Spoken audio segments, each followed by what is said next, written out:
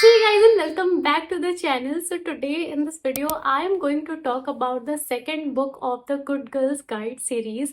And जैसा कि मैंने आपको बताया था, after reading the first book I completely loved the genre, so reading the second book was inevitable.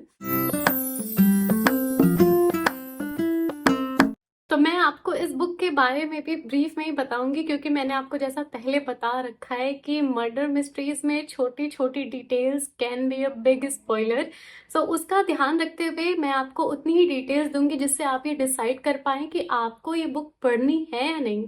Pippa Fitz-Amobi is back again with another case to solve, but after solving Andy Bell murder case, वो ऐसा बिल्कुल नहीं चाहती थी। In fact वो चाहती थी कि अब वो ये इन्वेस्टिगेशन फील्ड छोड़ देगी because of the obvious danger lingering upon her loved ones and family. But this time it's about a friend, क्योंकि पिपा का एक फ्रेंड है, उसका भाई जेमी, वो गायब हो गया है। और उसकी आदत होती है हर आर्ग्यूमेंट के बाद ऐसे ही डिसअपियर हो जाने की, बिना किसी से बताए। बट इस टाइम उसकी फैमिली को लगता है कि ये उसकी रेगुलर डिसअपियरेंसेस जैसा नहीं है, ये कुछ डिफरेंट है, something is fishy and something have happened to Jamie. ना, जेमी की फैमिली को उसका डिसअपियरेंस इस बार नॉर्मल क्यों नहीं लग रहा था। इसके कई सारे रीजंस थे। वो ये कि इस बार जेमी बहुत ही ज़्यादा ऑड बिहेव कर रहा था। वो अपने रियल सेल्फ जैसा नहीं था और वो थोड़ा थोड़ा डिप्रेस भी रहने लगा था और उसके इंटरनेट सर्च कुछ और ही दिखा रहे थे। मतलब उसने बहुत ही स्ट्रेंज चीज़ें सर्च कर रखी थी इंटरनेट पे। और उसकी फैमिली ने पिपा को ये इन्फॉर्म किया कि वो कुछ टाइम से एक लड़की से इंटरनेट पे बातें भी कर रहा है। तो ये सारी चीज़ें उसके डिसअपियरेंस को नॉट सो नॉर्मल बता रही थी। Despite her reluctance, Pippa agrees to find out Jamie, क्योंकि वहाँ की जो पुलिस अथॉरिटी है उनको लगता है कि ये जो जेमी की रेगुलर डिसअपियरेंस जैसा ही है और इसमें कुछ भी ऐसा सब्सटेंशियली रॉन्ग नहीं है। ड्यूरिंग हर इन्वेस्टिगेशन पिपा को पता लगता है कि उसका कोई यूज कर रहा है एक अनदर केस को सॉल्व करने में, क्योंकि उसी के केस में एक दूसरा केस और शामिल हो गया है जो शायद अब पिपा को ही सॉल्व करना पड़ेगा, because someone is using her for their own purpose. और वो ये चाहता है कि वो जेमी को ढूंढे और जेमी के साथ साथ उस दूसरे केस को भी सॉल्व करे। और थ्रू द टाइम जब पिपा अपनी इन्वेस्टिगेशन में आगे बढ़ती है तो उसे पता लगता है कि जैसा वो सोच रही थी और जैसा उसे ये केस दिख रहा था वो इससे बहुत ही ज़्यादा डिफरेंट है।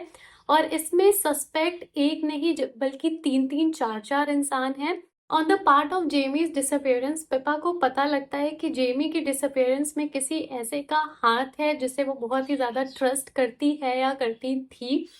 एंड आफ्टर सॉल्विंग जेमीज केस एक दूसरा केस भी रीसरफेस होता है जिसे पिपा को ही सॉल्व करना पड़ता है। और एट द एंड जो इस स्टोरी का जो क्लाइमेक्स है वो बहुत ही ज़्यादा शैटरिंग है। People lost their lives in front of Pippa.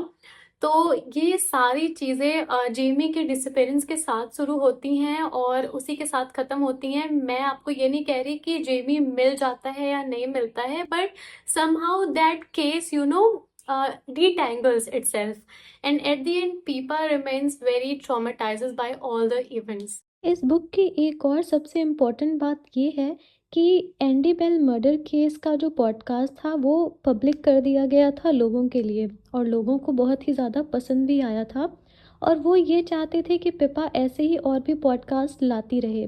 But Jamie का केस सॉल्व करने की वजह से पिपा ने इस पूरे इन्वेस्टिगेशन को पब्लिक के लिए भी अप्रोचेबल कर दिया था। तो पब्लिक भी इंटरनेट पे अपने व्यूज़ शेयर कर रही थी कि जेमी के साथ क्या हो रहा होगा या जेमी का डिसअपियरेंस किस किन वजहों से इन्फ्लुएंस हो सकता है।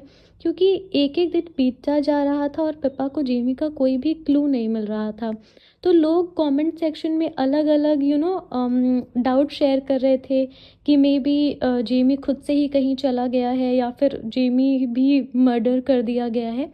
तो ये सारी चीज़ें गुड गर्ल बैड ब्लड में काफ़ी डिफरेंट थी और इस वजह से ये जो बुक है वो सोशल मीडिया के इम्पैक्ट के बारे में भी बहुत ही ज़्यादा हमें अवेयर करती है। Okay guys, so if I have to compare both books, which is Good Girls Guide to Murder and the second book Good Girls Bad Blood, I agree that both books have potential stories to cover and दोनों की story बहुत ही ज़्यादा strong है। ऐसा बिल्कुल नहीं लगता कि सेकेंड बुक में जो स्टोरी है, जो प्लॉट है, वो किसी भी तरीके से वीक हो गया है।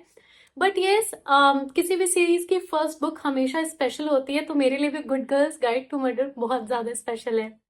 फिलहाल मैं आपको इस बुक का इतना ही ब्रीफ दे सकती थी। आई होप आपको इससे हल्का फुल्का आइडिया लग गया होगा स्टोरी के बारे में, प्लॉट के बारे में, और आप कंपेयर भी कर पाएंगे पहली और सेकंड बुक से, और बिल्कुल आराम से डिसाइड कर पाएंगे कि आपको ये बुक पढ़नी चाहिए या नहीं। So this is it for the today's video, guys. I hope you like the video, and if you do, please like the video and subscribe to the channel, and also do let me know, have you read this book, and if you do, how you felt about it. I would love to read them. Till then, bye bye and take care.